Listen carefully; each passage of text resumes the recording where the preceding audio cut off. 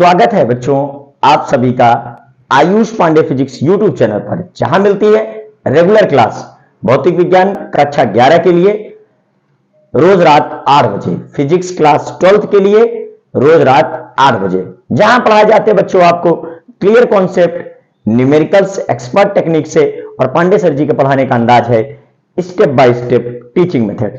तो बच्चों आज भौतिक विज्ञान कक्षा 11 की क्लास में हम बात करेंगे आंकिक प्रश्नों को हल करने के लिए, वो भी दृढ़ पिंडों की घूर्णन गति चैप्टर से। तो बच्चों rotational motion of rigid bodies के आंकिक प्रश्नों को आज हम लोग हल करेंगे।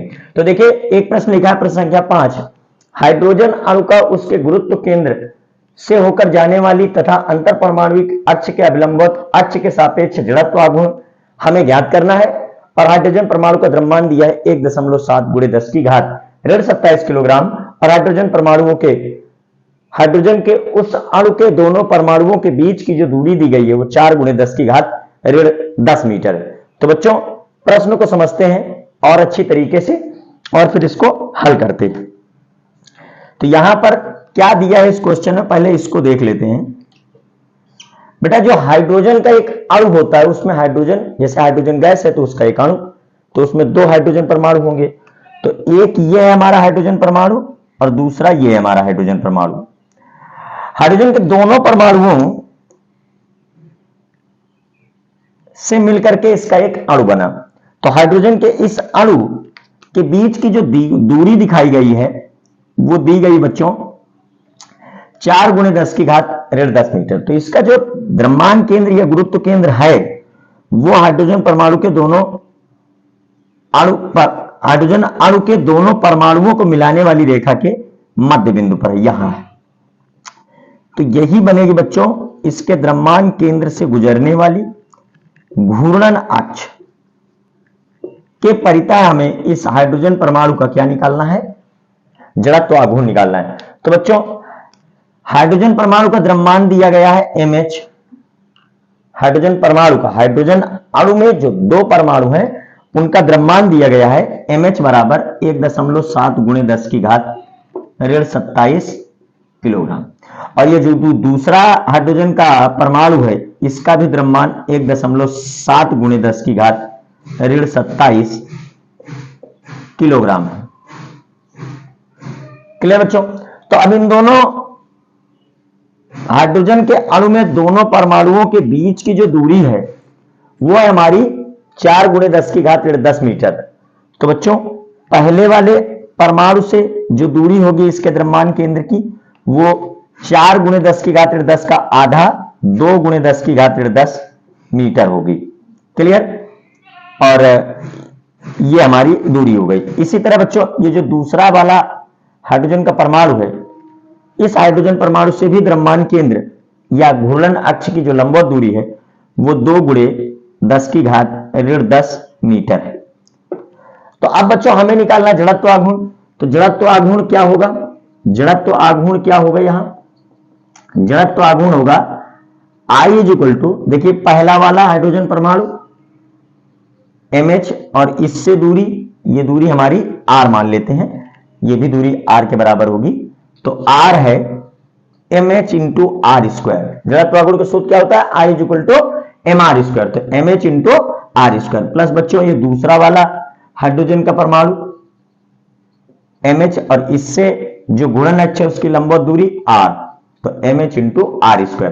क्लियर? तो ये हो जाएगा बच्चों 2 गुना, तो 2 × mh × r²। अब देखिए हाइड्रोजन परमाणु का जो द्रव्यमान दिया गया है वो है 1.7 × 10 की घात ऋण 27 किलोग्राम। और ये 2 रह गया बच्चों, इस 2 को भी लिखिए। और ये दूरी जो दी गई है 2 × 10 की घात ऋण 10 मीटर, तो इसका होल स्क्वायर कर देंगे। तो बच्चों देखिए 17 दूना 34, एक अंक बाद दशमलव कर देंगे क्योंकि 1.7 है, और गुणे 10 की घात ऋण 27। अब यहां देखें 2 का वर्ग करेंगे तो 4 हो जाएगा, 10 की घात ऋण 10 का वर्ग करेंगे तो 10 की घात ऋण 20 हो जाएगा। अब बच्चों 4 का गुणा करेंगे 3.4 में 4 चौक 16, 4 3 12, 12 13, एक अंक बाद दशमलव लगा देंगे। गुणे में घात जाती है जुड़, तो ऋण 27 ऋण 20 मिलाकर हो जाएगा ऋण 47। और ये बच्चों 1 अंक दशमलव और आगे ले लेंगे तो 1.36 गुणे 10 की घात ऋण 47।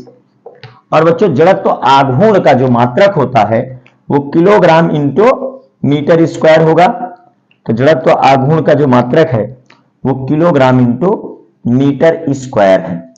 तो ये हाइड्रोजन के अणु में उसके द्रव्यमान केंद्र से गुजरने वाली घूर्णन अक्ष के परितः जो जड़त्व आघूर्ण बना बच्चों वो mh into R square mh into R square मतलब 2 गुणे mh आर स्क्वायर हुआ।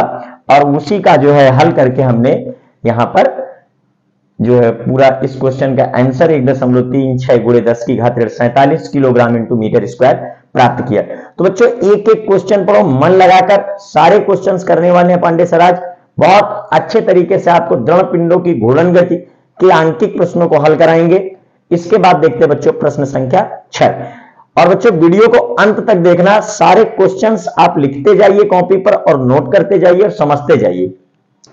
अब देखते हैं बच्चों प्रश्न संख्या 6।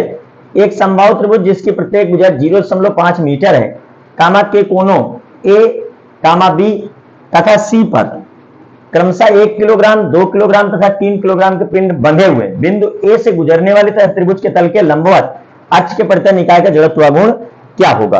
क्लियर बच्चों। तो यहां पर एक समबाहु त्रिभुज दिया हुआ है और उस समबाहु त्रिभुज के तीनों कोनों पर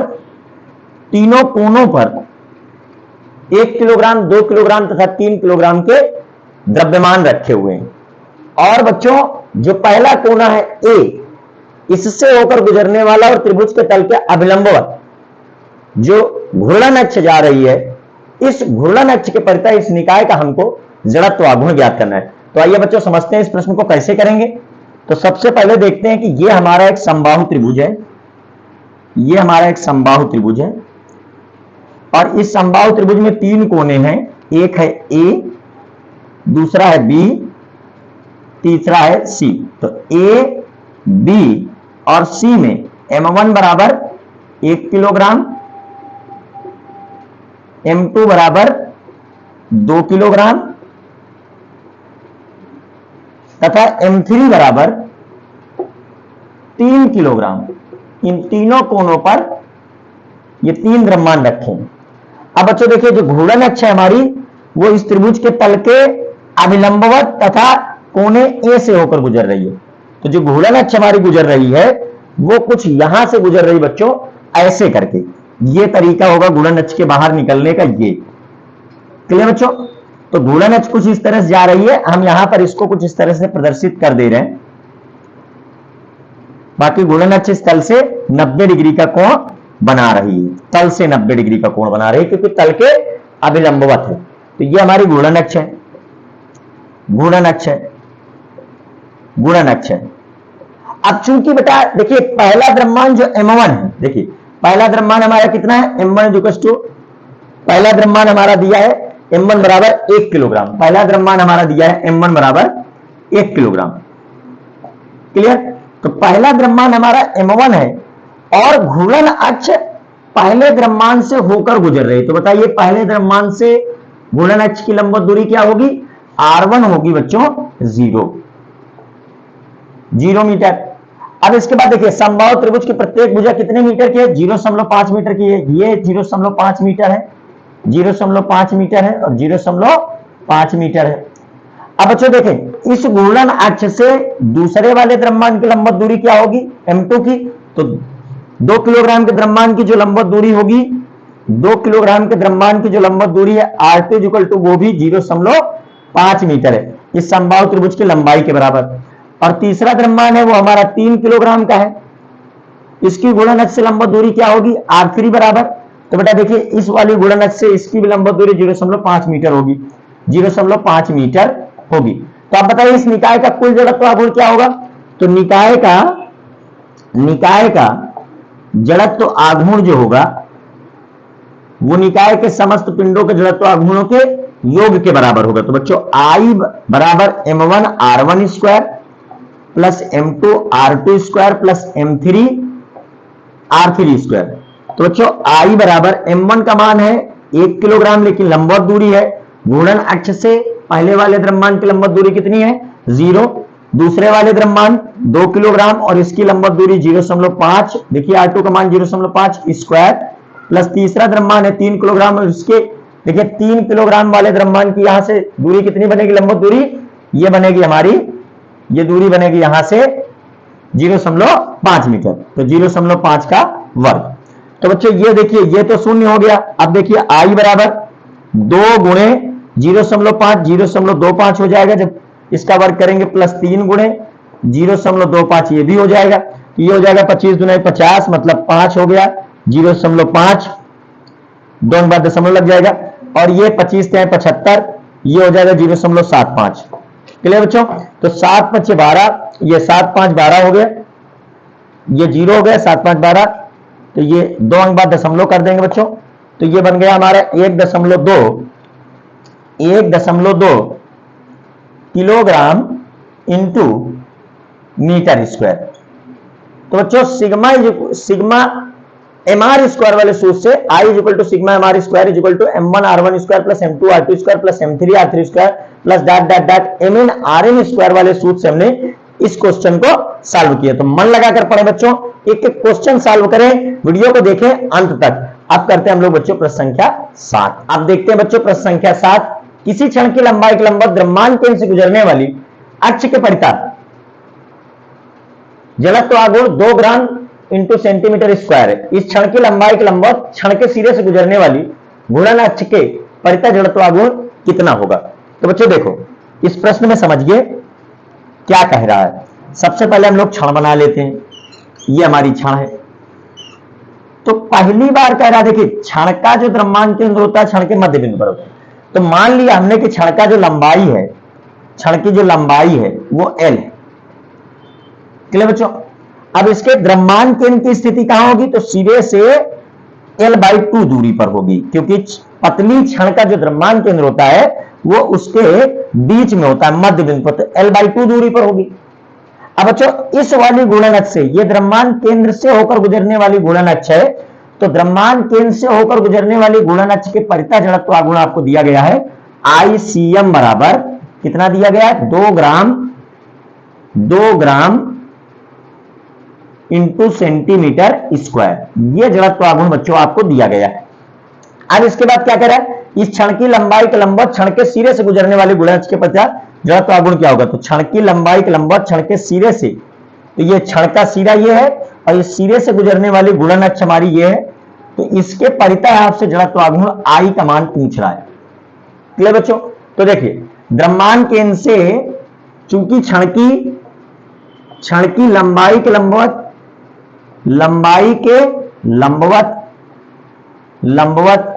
द्रव्यमान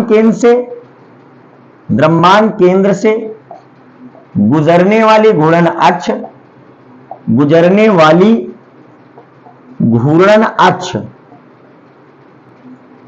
के परितः जड़त्व आघूर्ण जो है, कि परितः जड़त्व आघूर्ण का सूत्र क्या होता है बच्चों? ICM is equal to ml square बटे 12। L क्या है? क्षण की लंबाई है, M क्या है? क्षण का द्रव्यमान है। तो यहां बच्चों ICM का मान आपको दिया गया है 2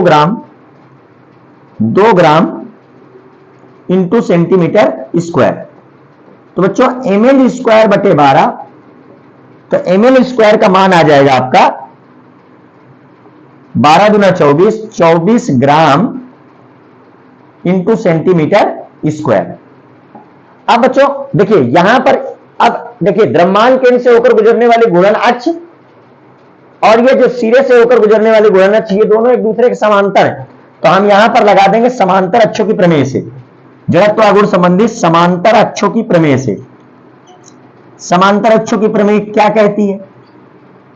कहती है बेटा जो I है इस अक्ष के अनुदिश जो जड़त्व आघूर्ण होगा I, वो द्रव्यमान केंद्र से गुजरने वाली घूर्णन अक्ष के परितः जड़त्व आघूर्ण ICM और क्षण के द्रव्यमान तथा दोनों समांतर अक्षों के बीच लंबवत दूरी जो है L/2 के वर्ग के योग के बराबर होगा।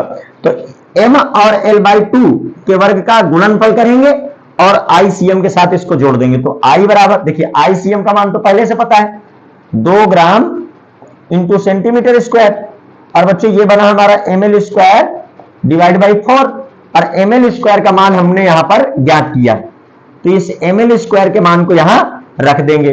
तो I बराबर 2 ग्राम इंटू सेंटीमीटर स्क्वायर, और ये हमारा ml स्क्वायर का मान आया 24, तो 24/4 ग्राम इन सेंटीमीटर स्क्वायर, तो ये हो जाएगा 4 × 24, 6 2 8, तो I बराबर हमारा आ जाएगा 8 ग्राम इंटू सेंटीमीटर स्क्वायर। तो इस तरीके से बच्चों हम लोग क्षण के सिरे से होकर गुजरने वाली घूर्णन अक्ष के पड़ता जड़त्व आघूर्ण का मान 8 ग्राम इंटू सेंटीमीटर स्क्वायर ज्ञात कर लेंगे। क्लियर बच्चों? तो नोट कर लीजिए। अब देखते हैं अपना अगला प्रश्न। वीडियो को अंत तक देखना बच्चों, बीच में छोड़कर बिल्कुल भी मत जाना।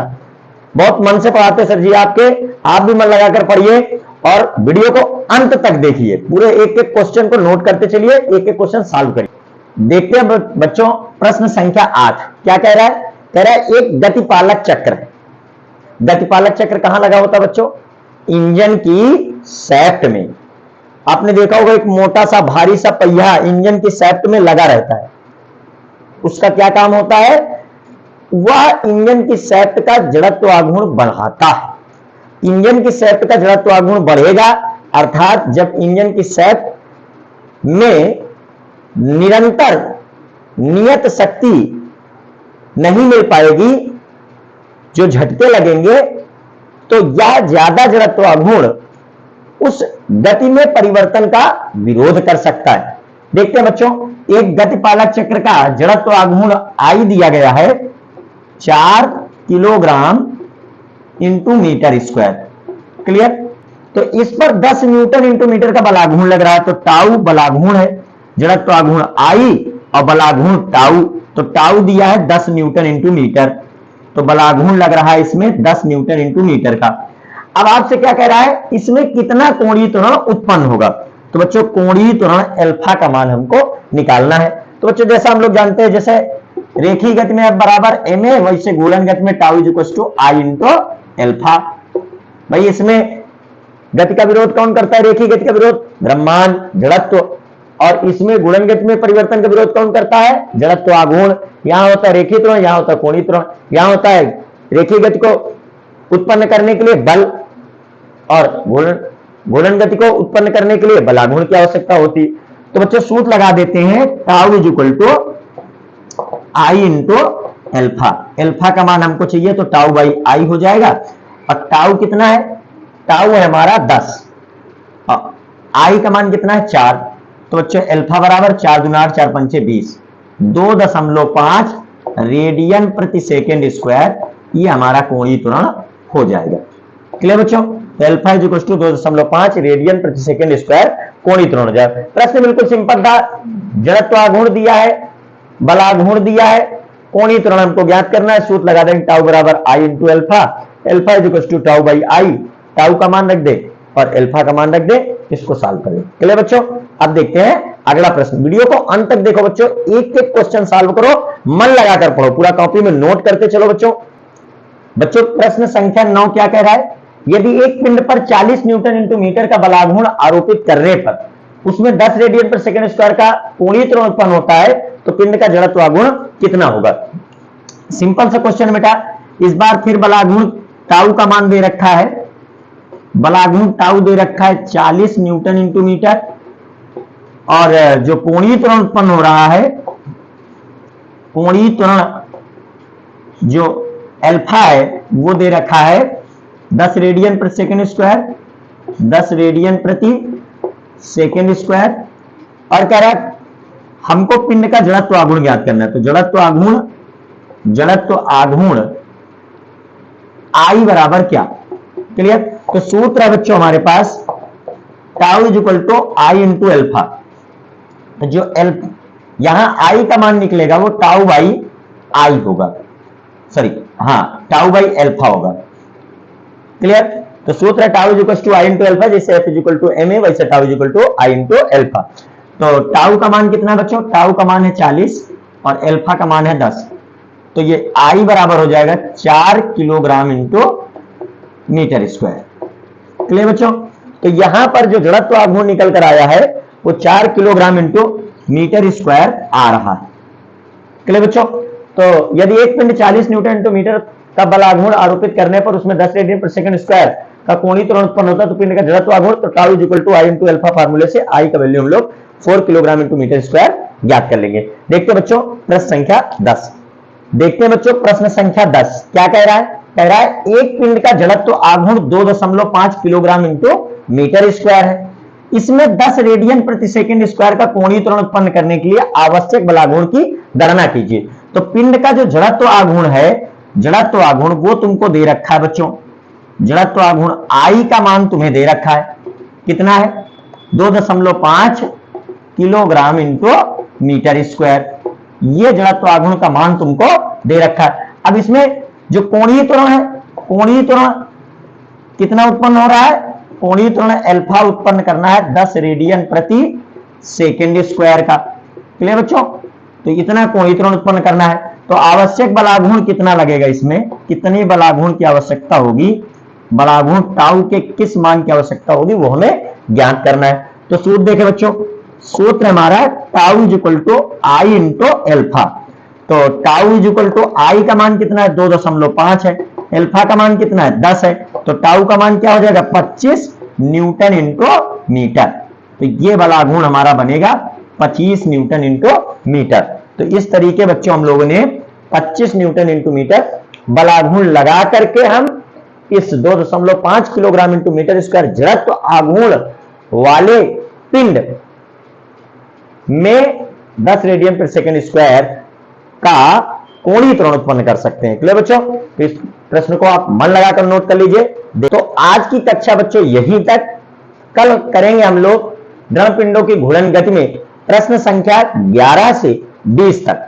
तो बच्चों मन लगाकर Ayush Pandey physics YouTube channel पर पढ़ते रहें, और चैनल अभी तक सब्सक्राइब नहीं किया है तो कर लो बच्चों। वीडियो को लाइक जरूर कर देना, अपने दोस्तों के साथ शेयर कर दो बच्चों।